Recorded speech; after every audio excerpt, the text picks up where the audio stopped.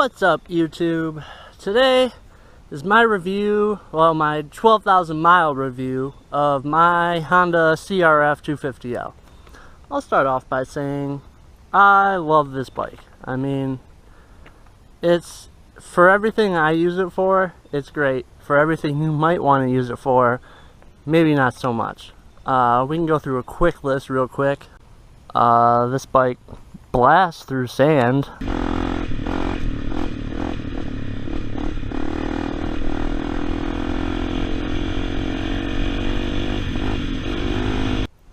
Has no problem going up hills.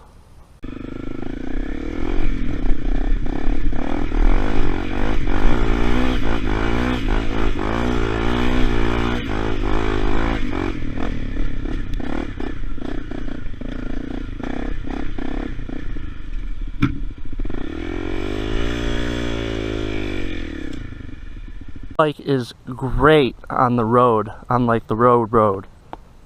And part of what makes it so great is that engine in there. It's got the engine straight out of the Honda CBR 250 crotch rocket. So it's got a street bike engine in it. That's part of what makes it so heavy. But that's part of what makes it so great on the street. Also, for a DualSport, it has a super low stance. I'm gonna go ahead and say the lowest of all its competing DualSports. So I mean, just for the fact if you're a short guy, this might be the DualSport for you. Not a DualSport I would take cross country. I would not get on the highway with this bike. I mean, stock it does about 70. With all the mods that I've put into it, I've gotten it up to about 77, 78. That's with a performance exhaust, performance air filter, the EJK electronic fuel tuner, and just some general weight reduction. And that's still all it gets up to, and it is not comfortable to be on this bike at that speed. Comfort zone cruising down, you know, a 2-lane road is like 45-50 stock, and with a couple mods like just a slip-on exhaust, it'll do 50-55 comfortably. But you're pushing it to try to get any more out of that and be comfortable. Can it wheelie?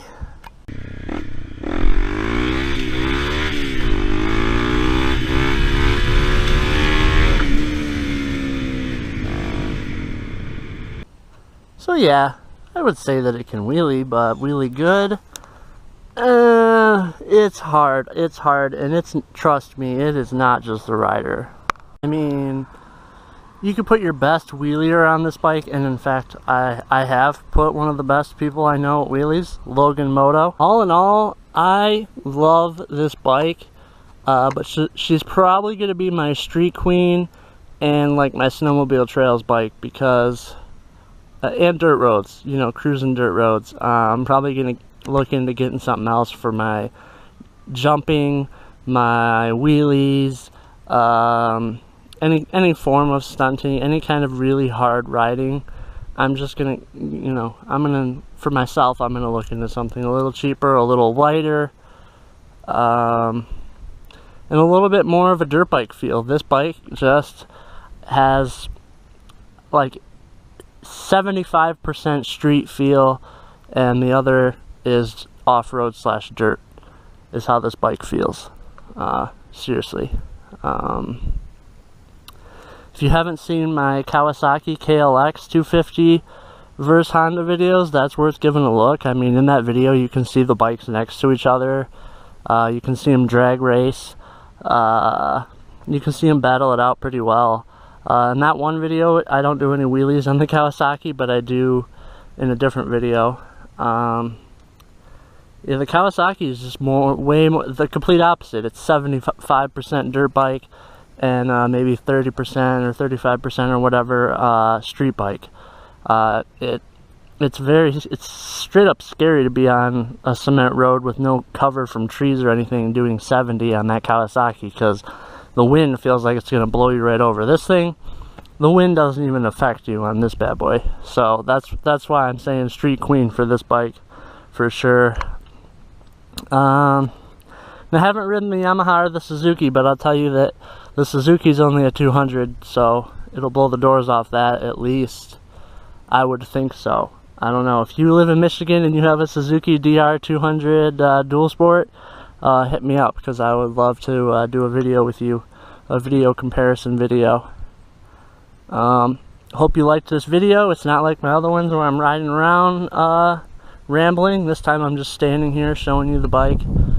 If you were thinking about getting a DualSport just for dual sporting, as in cement roads and dirt roads, this is your bike. If you were thinking DualSport for trails and motocross and dirt roads and maybe a little cement, I might test ride one first and see what you think. I'm not the most muscular guy, but I'm not the scrawniest guy either, and this is a lot of bike for me.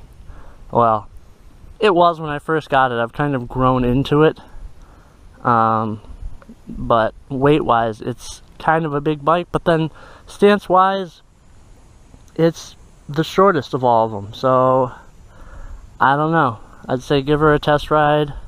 After 12,000 miles, maintenance wise, no major issues other than, I think factory, the front forks come with a leak, because anybody I've talked to who owns one has had that problem. Any of the groups I've seen on Facebook, it's a very popular problem.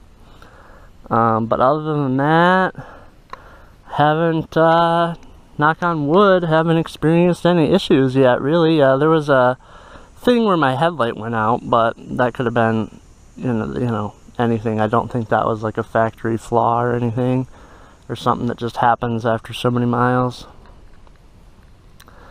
Yeah, I've put 12,000 on, and I plan to put a hell of a lot more on, so I guess stay tuned for like a 16,000 mile review.